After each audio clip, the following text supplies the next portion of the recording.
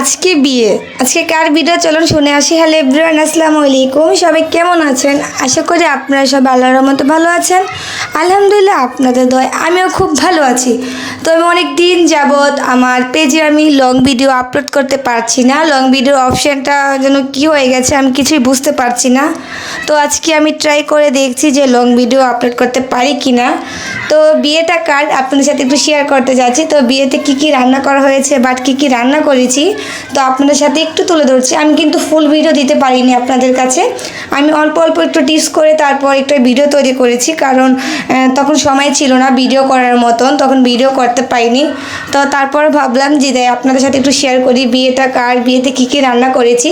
But আমি যতটুকু পেরেছি অনেক আইটেম করা হয়েছে, ওই আইটেমগুলো আর ভিডিও করা হয়নি।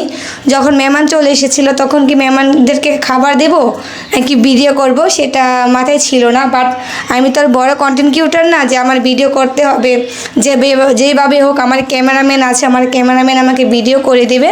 আমার তো ক্যামেরাম্যান নেই, আমার ভিডিও আমারই করতে হয়। তো এই কারণে আমার ভিডিওগুলো করা হয়নি। আমি যতটুকু ভিডিও করেছি আপনাদের মাঝে অতটুকু শেয়ার করছি। তো আপনারা অবশ্যই জানাবেন আমার ভিডিওর মাধ্যমে রান্নাগুলো কেমন হয়েছে বাট কী কী রান্না করেছি। সবাই কিন্তু অবশ্যই কমেন্ট করে বলে যাবেন এগুলো কী কী রান্না। তো বিয়েটা বলতে আমার ভাইয়ের মেয়ে, আমাদের ফ্যামিলির ভিতরে আমরা 5 ভাই বোন। তো ফ্যামিলির ভিতরে আমাদের ভাই বোনদের বিয়ে হয়ে গেছে, এ পর্যন্ত ভাই বোনের ছেলে মেয়ে কেউরই বিয়ে হয়নি, সবই ছোটো ছোটো। তো আলহামদুলিল্লাহ আমার ভাইয়ের মেয়ের ফার্স্ট টাইম আমাদের ফ্যামিলির ভিতরে আমার ভাগ্নির বিয়ে হয়েছে। তো আমার ভাগ্নি কাজ পর্দা করে, এই কারণে বড় করে অনুষ্ঠান করা হয়নি, ঘরোয়াভাবে অনুষ্ঠান করা হয়েছে। বড় করে করা হয়নি, তারপরেও 100 জনের উপর হয়ে গেছে, ঘরোয়াভাবে করা হয়েছে। কারণ যেহেতু আমার বাইরের মেয়ে খাজ পর্দা করে, ও তো কোনো প্যান্ডেলে যাবে না বাট কেউ সামনে যাবে না, এই কারণে ভালো করে প্যান্ডেল করা হয়নি, আমাদের ফ্ল্যাটই করা হয়েছে। যার যার রুমের ভিতরে আমরা সবাইকে খাইয়ে দিয়েছি। তো আমি এই রান্নাগুলো কিন্তু আমি আমার ভাবি আমরা 3 জন মিলে করেছিলাম, বেশিরভাগ রান্না আমি করেছিলাম।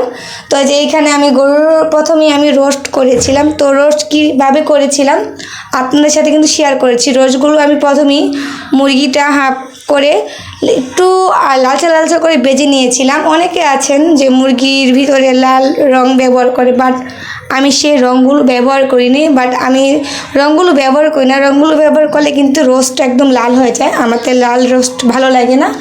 আর তারপরে গরুর মাংস রান্না করেছিলাম। তো দেখেন এই রান্নাগুলো কেমন হয়েছে, আমি ফার্স্ট লুক আপনাদের সাথে শেয়ার করতে পারিনি, আমি যতটুকু পেরেছি আপনাদের সাথে শেয়ার করলাম। অনেক আইটেম রান্না করেছিলাম, ওইগুলো দেখতে পারলাম না বা দেখাতে পারলাম না। আমার ভিডিও যদি আপনার কাছে ভালো লাগে অবশ্যই সবাই কমেন্ট বক্সে বলে যাবেন। আর সবাই আমার ভাই মেয়ের জন্য দোয়া করবেন, ও যেন শুকিয়ে যেতে পারে, ও একটা পদ্মাশীল নারী, আল্লাহ পাক যেন ওকে এই কাপড়ে এই বাতে দিন নিয়ে যায়।